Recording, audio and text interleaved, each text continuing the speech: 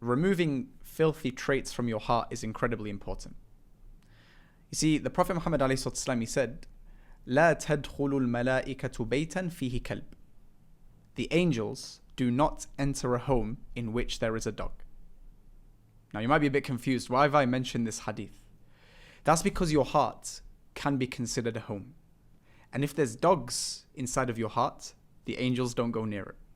And this is a problem, because angels, they only ever bring about goodness into the hearts of man. And this goodness, this light, it can manifest in many different forms. So for example, the Prophet Muhammad ﷺ, he said, ما جلس قوم مجلسا يذكرون الله فيه إلا حفتهم الملائكة. No people gather to remember Allah subhanahu wa ta'ala except that the angels surround them and they cover them with mercy and they send tranquility down upon them. So here you have the Prophet Muhammad ﷺ telling you that angels, they bring about mercy and tranquility to the believers' hearts.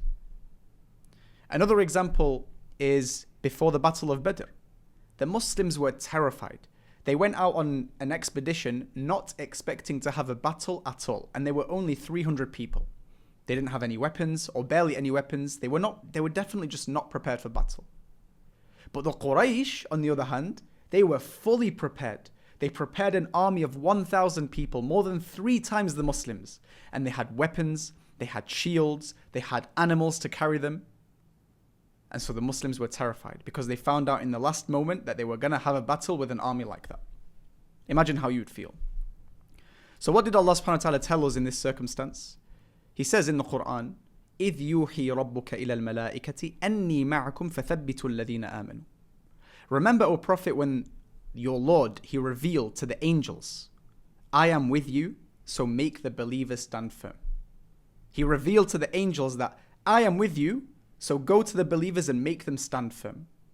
Allah sent the angels to remove the fear from the hearts of the believers and give them stability and strength where they needed it most. And subhanAllah, as the authentic narrations they say, the night before the battle, all the companions, every single one of them, they fell into a state of deep sleep, relaxing sleep, recharging sleep. Now imagine you were in that situation. No armor, barely any weapons, barely any animals that you can use for the battle, and you could literally lose your life the next day. But you sleep the best sleep you could possibly have. Why? Because Allah allowed the angels to cast that peace, that strength, that stability into the hearts of the believers. Now, why am I mentioning all of this? Because seeking knowledge is also a light that enters into the heart.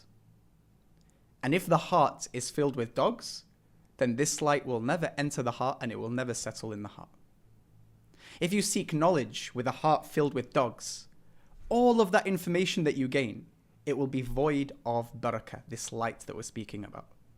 So the more you gain, the more arrogant you become, the more argumentative you become, the more people run away from you whenever you speak about Islam, the more disunity you create in the ummah. And it could also be the case that the more information you gain, the more you lose motivation to seek knowledge. The less you desire it, the worse your memory becomes, all until seeking knowledge feels like this really heavy chore and you just begin to hate it. And eventually you completely abandon it and you no longer care about it. Why? All because your heart was a home to a dog or multiple different dogs altogether. You see, seeking knowledge with a heart filled with dogs is like pouring water on top of a mountain at the peak. The mountain will never hold this water and create a beautiful lake. It will always trickle down and dissipate, and it will leave the mountain rock hard, dry, and just cracked up, if that makes sense. All because you had dogs in your heart. So let's now address the elephant in the room. What are these dogs that we're talking about? What are the main dogs that students of knowledge have in their hearts that prevent them from benefiting from the light of seeking knowledge?